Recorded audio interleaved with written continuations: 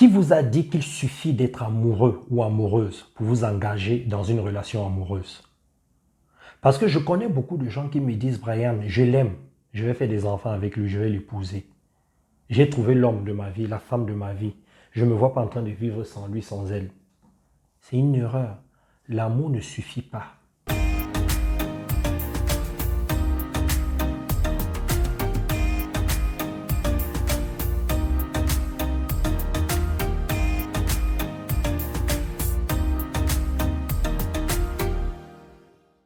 L'amour ne suffit pas pour qu'une relation fonctionne.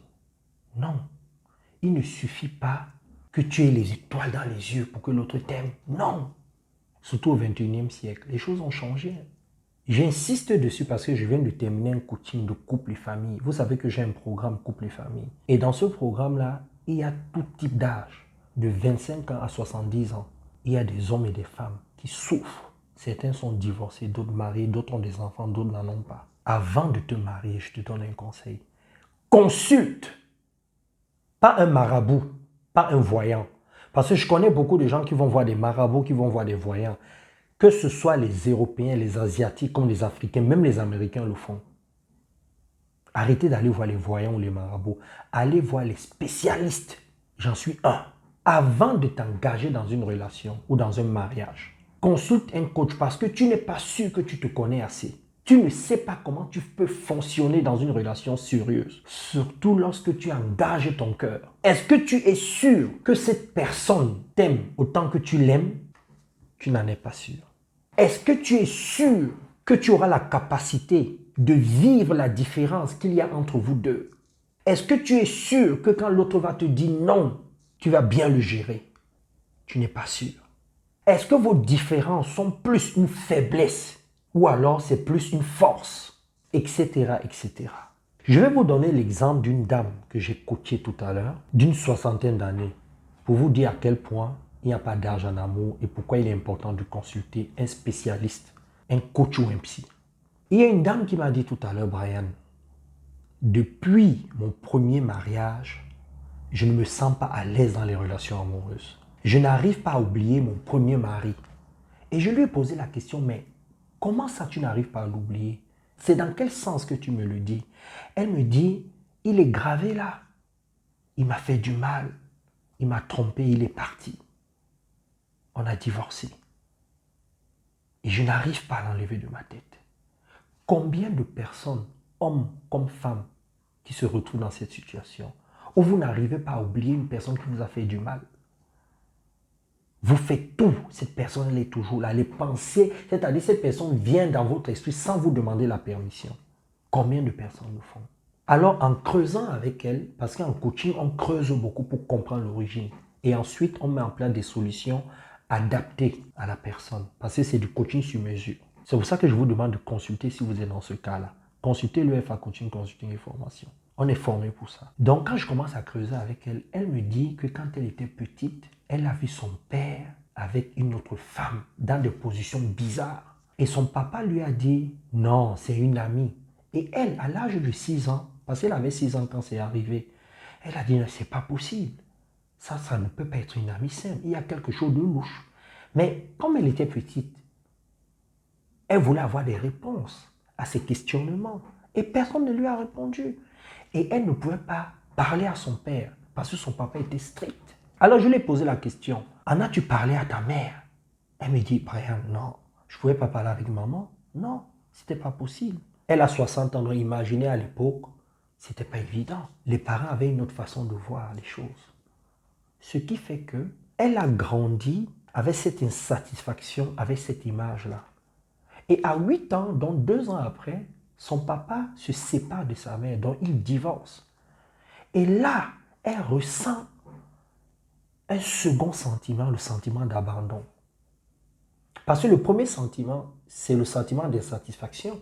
Et là, c'est le sentiment d'abandon. Parce qu'elle se dit, mais non seulement il a fait des trucs bizarres à maman, mais il divorce, il s'en va, il quitte la maison, il nous abandonne pour aller avec cette femme.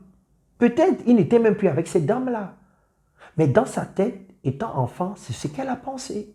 Voilà le second problème qu'elle rencontre, le deuxième sentiment.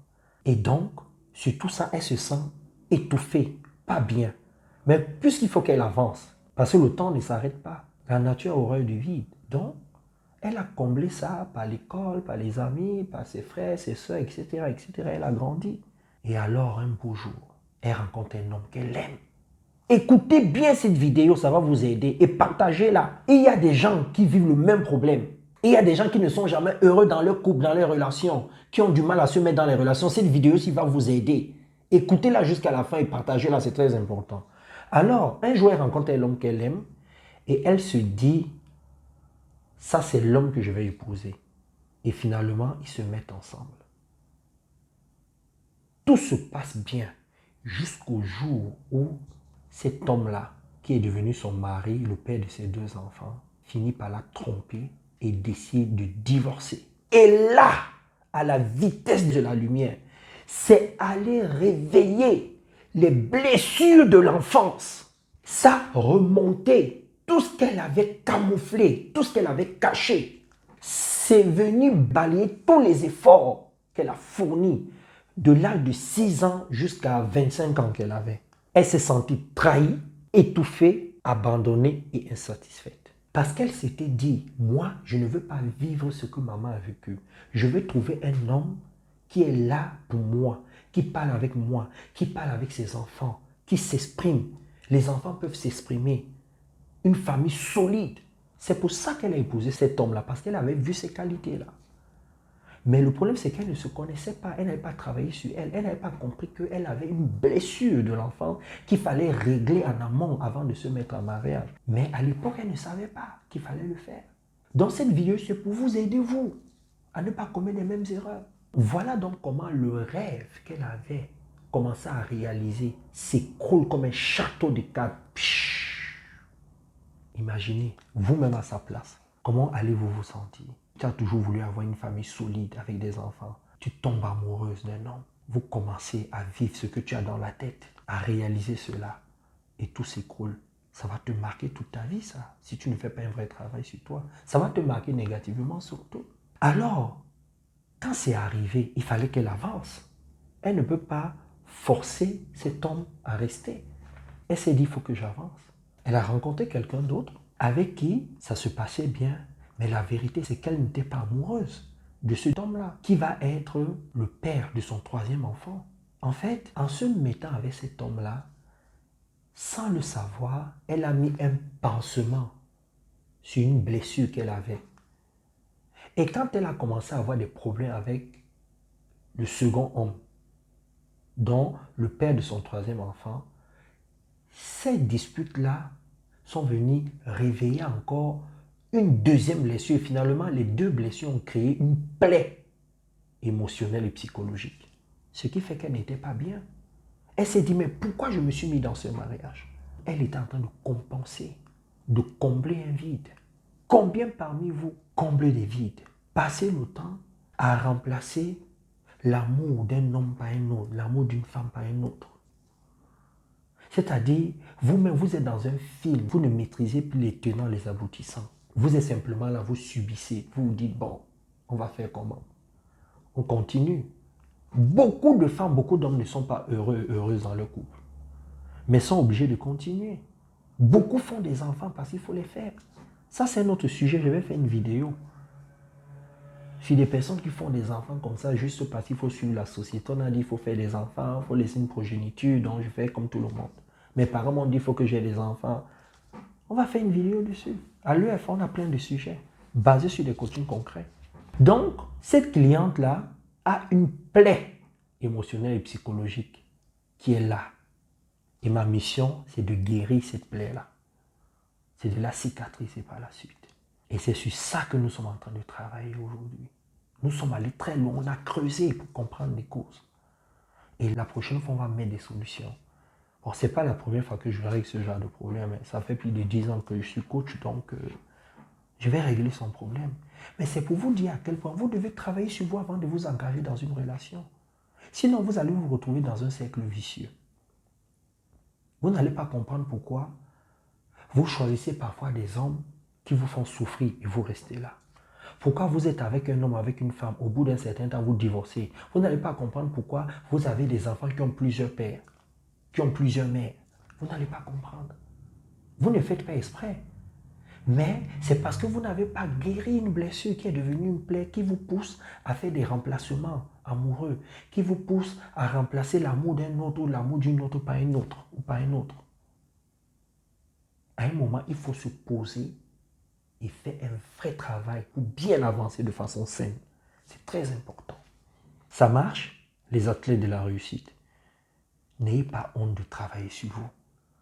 Ne vous dites pas, ne jouez pas les caïds en vous disant « je suis fort, non, je lis un livre, ça suffit, je regarde une vidéo, je sais comment faire ». C'est du coaching sur mesure. Ton problème n'est pas le même problème que ta sœur. Même si vous êtes sortis du même ventre, règle tes problèmes. Si tu te rends compte que ça ne va pas dans les relations amoureuses, si tu te rends compte que ça ne va pas avec des amis, ça ne va pas dans tes relations professionnelles, prends un coaching, travaille sur toi. Investis sur toi. Arrête d'aller mettre de l'argent dans les voitures, dans les gros poissons, dans des chaussures, les meubles et tout ça. Investis sur toi, ça va t'aider. Je dis toujours aux gens que ce n'est pas parce que vous marchez bien dans la rue, vous roulez dans une voiture, vous êtes en santé, que vous n'êtes pas malade émotionnellement. Non. La maladie émotionnelle ne se ressent pas toujours quand on vous voit. Les gens ne voient pas ça toujours. Mais vous-même, vous allez vous rendre compte que vos choses ne sont pas fluides. Vos relations ne fonctionnent pas comme vous voulez. Vous êtes parfois triste. Vous n'êtes pas heureux, heureuse, etc., etc. C'est pour ça qu'il faut travailler sur soi. Ça marche? Travaillez sur vous avant de vous mettre dans une relation amoureuse, avant de vous engager. Même avant de faire des enfants, c'est l'objet d'une autre vidéo. Je vais vous donner un petit exercice à faire que vous allez me mettre dans les commentaires. Vous allez identifier, selon vous, qu'est-ce qui vous bloque dans vos relations amoureuses. Pourquoi vous n'arrivez pas à trouver l'homme de votre vie, la femme de votre vie. Ou encore, qu'est-ce qui se passe dans votre relation amoureuse pour que vous soyez mal? Qu'est-ce qui se passe dans votre mariage? Selon vous, qu'est-ce qui vous bloque? Pourquoi ça ne marche pas? Laissez-moi tout ça dans les commentaires. Et je vais lire vos commentaires et je vais vous donner des réponses. Je m'appelle Brian Lambeau, coach en développement personnel et professionnel, spécialiste en intelligence émotionnelle et relationnelle, le pionnier du nouveau monde. Ma mission de vie est de te permettre de vivre la vie que tu veux te donner au plus profond de toi-même. Tu as aimé cette vidéo, partage-la. Tu ne l'as pas aimée, partage-la. Peut-être. Ça ne te sert à rien, mais ça va aider une personne qui vit la situation que je viens d'expliquer. Abonne-toi à ma chaîne YouTube, Brian Lambeau. Et surtout, n'oublie pas d'enclencher la cloche pour recevoir les notifications dès que je publie chaque semaine mes vidéos. Like ma page Facebook Brian Lambeau, EFA Coaching. Et suis-moi sur Instagram, Brian.Lambeau. Parle de moi autour de toi, ça marche? Bisous et à une prochaine.